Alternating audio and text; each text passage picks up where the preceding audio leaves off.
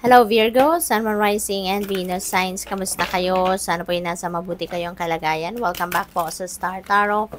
Kung bago kayo rito, welcome din kayo. Thank you sa inyong support. I truly appreciate it. God bless you all.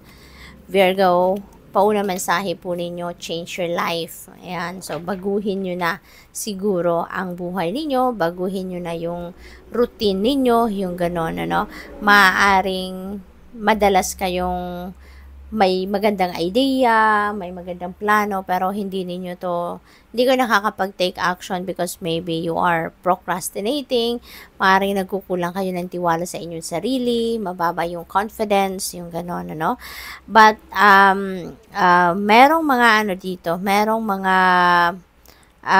opportunities, no, that are coming your way, no, na maghahatid or magbibigay sa inyo ng pagkakataon para mabago ninyo ang inyong sitwasyon for the better. Okay?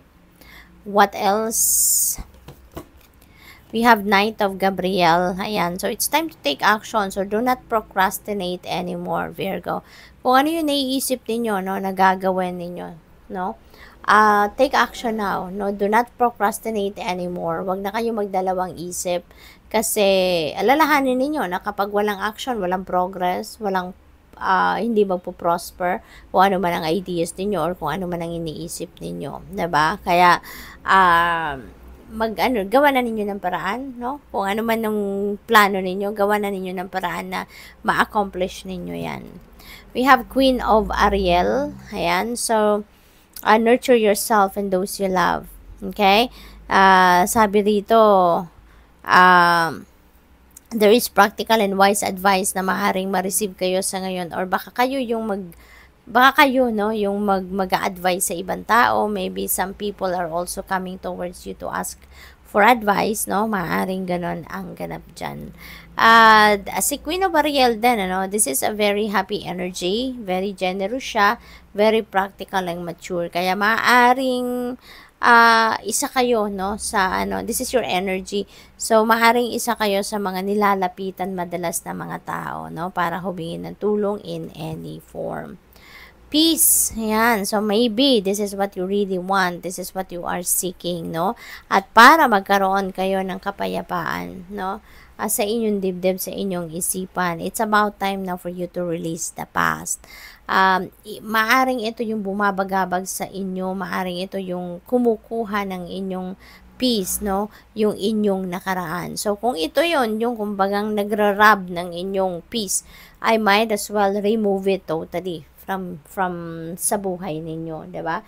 Tanggalin na, i-let go mo na 'yan at mag-focus kayo sa kung ano ang meron kayo ngayon, what is happening right now, at it's about time na to move on with your life. It's about time na to release anything and everything that doesn't serve your highest good, ano?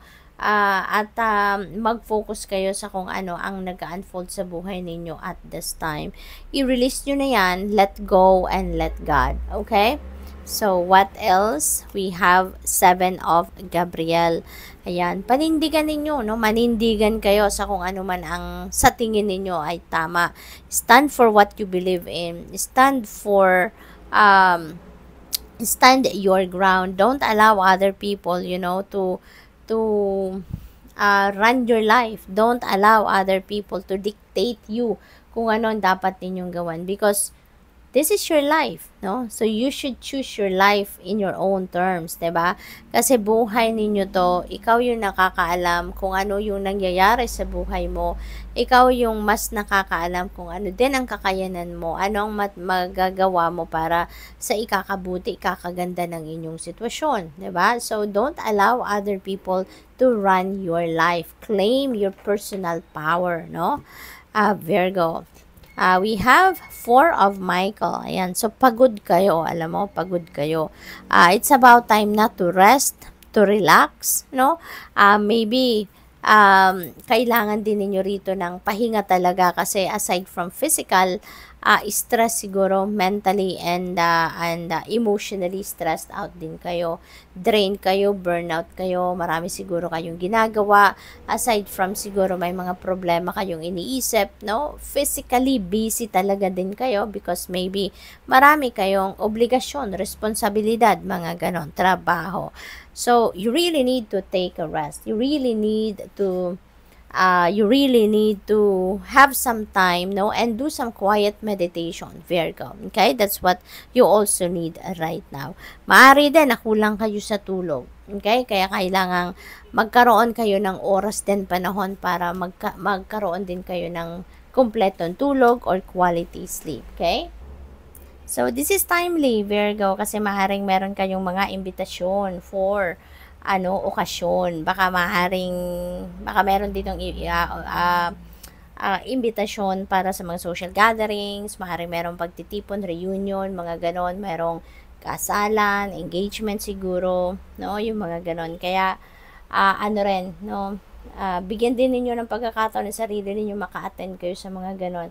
It's time for you also to unwind, 'di ba? Kasi parang bombarded na kayo parang stressed out kayo. So, panahon din ito para makapag-catch up din kayo with friends, makapag-catch up kayo with other family members, no, na matagal din yung hindi nakita, yung ganun ba, para maiba naman, kumbaga, ang environment ninyo. So, good luck. Thank you for watching. Love and light. Namaste.